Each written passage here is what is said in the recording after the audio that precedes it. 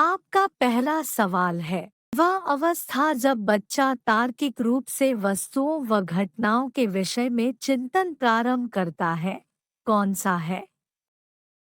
ए औपचारिक संक्रियात्मक अवस्था, बी पूर्व संक्रियात्मक अवस्था, सी संवेदी प्रेरक अवस्था, डी मूर्त संक्रियात्मक अवस्था।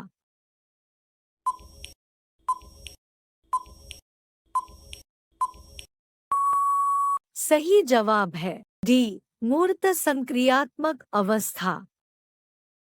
आपका अगला सवाल है, मन का मानचित्रण संबंधित है ए साहसिक कार्यों की क्रिया योजना से, बी बोध बढ़ाने की तकनीक से, सी मन की क्रियाशीलता पर अनुसंधान से, डी मन का चित्र बनाने से।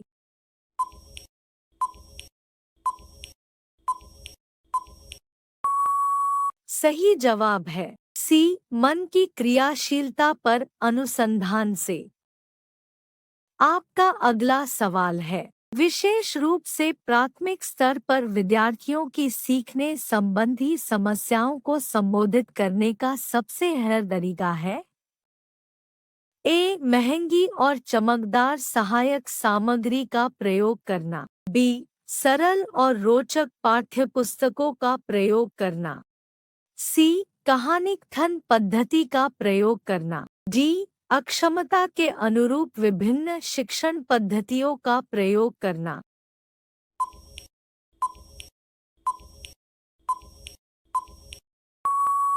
सही जवाब है डी अक्षमता के अनुरूप विभिन्न शिक्षण पद्धतियों का प्रयोग करना।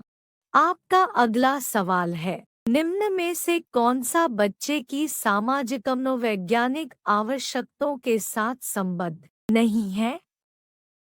ए संवेगात्मक सुरक्षा की आवश्यकता, बी शरीर से अपशिष्ट पदार्थों का नियमित रूप से बाहर निकलना, सी सान्निध्य की आवश्यकता, डी सामाजिक अनुमोदन अथवा सराहना की आवश्यकता।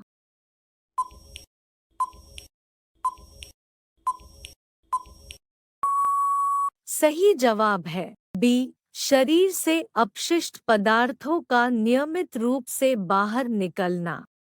आपका अगला सवाल है, वह कौन सा कथन है जहां बच्चे के संज्ञानात्मक विकास को सबसे बेहतर तरीके से परिभाषित किया जा सकता है? ए विद्यालय एवं कक्षा पर्यावरण, बी खेल का मैदान, सी सभागार, डी घर।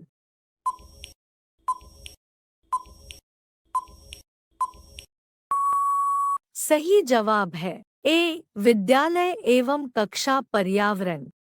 आपका अगला सवाल है, बच्चे दुनिया के बारे में अपनी समझ का सृजन करते हैं, इसका श्रेय किसको जाता है? ए पेवलोव, बी पियाजे, सी स्किनर, डी इनमें से कोई नहीं।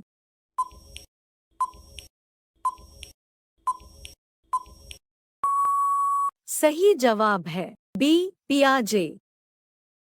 आपका अगला सवाल है, शिक्षा के क्षेत्र में पाठ्यचर्या शब्दावली किसकी ओर संकेत करती है? ए विद्यालय का संपूर्ण कार्यक्रम जिसमें विद्यार्थी प्रतिदिन अनुभव प्राप्त करते हैं, बी मूल्यांकन प्रक्रिया, सी शिक्षण पद्धति एवं पढ़ाई जाने वाली विषय वस्तु, डी कक्षा में प्रयुक्त की जाने वाली पाठ्य सामग्री।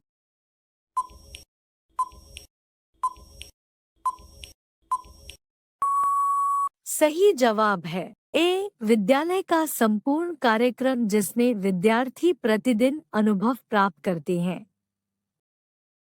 आपका अगला सवाल है, निम्न में किसने कहा है कि शिशु अपने एवं अपने संसार के बारे में अधिकांश बातें खेल के माध्यम से सीखता है?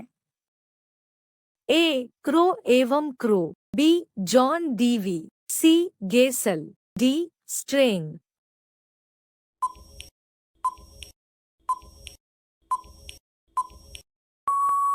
सही जवाब है डी स्ट्रेंग। आपका अगला सवाल है, विकास कभी न समाप्त होने वाली प्रक्रिया है। यह विचार किससे संबंधित है?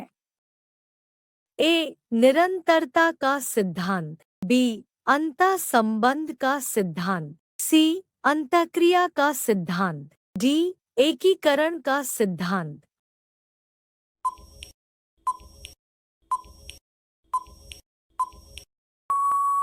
सही जवाब है ए. निरंतरता का सिद्धांत। आपका अगला सवाल है, निम्नलिखित में से किस अवस्था में बच्चे अपने समवयस्क समूह के सक्रिय सदस्य हो जाते हैं?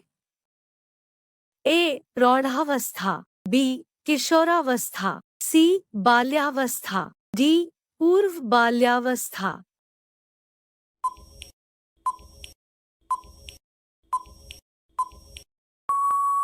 सही जवाब है बी. किशोरावस्था। आपका अगला सवाल है, बच्चों के बौद्धिक विकास की 4 विशिष्ट अवस्थाओं की पहचान की गई। ए. एरिक्सन द्वारा। बी. पियाजे द्वारा। सी. स्किनर द्वारा। डी. इनमें से कोई नहीं।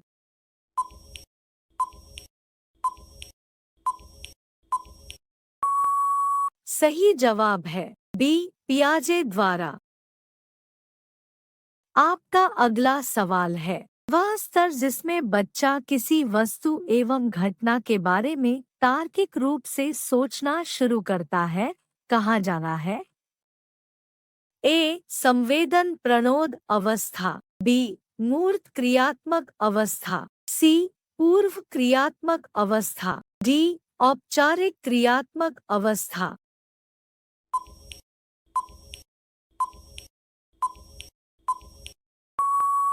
सही जवाब है बी. मूर्त क्रियात्मक अवस्था।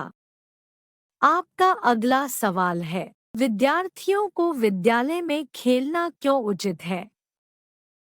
ए. यह शिक्षकों के लिए काम आसान करेगा। बी. यह सहयोग एवं शारीरिक संतुलन का विकास करेगा। सी. यह समय बिताने में सहायक होगा। डी. यह उन्हें शारीरिक रूप से सशक्त बनाएगा।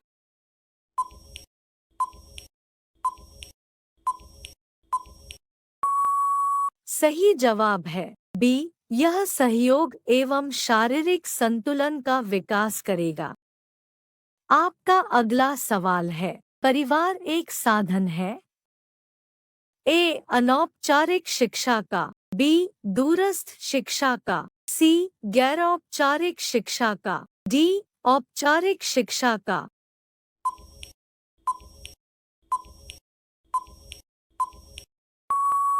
सही जवाब है ए. अनौपचारिक शिक्षा का।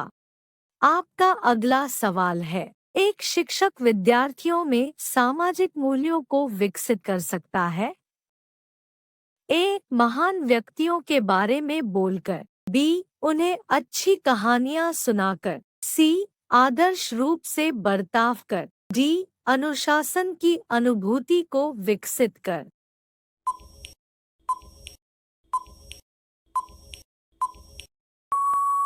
सही जवाब है सी. आदर्श रूप से बर्ताव कर।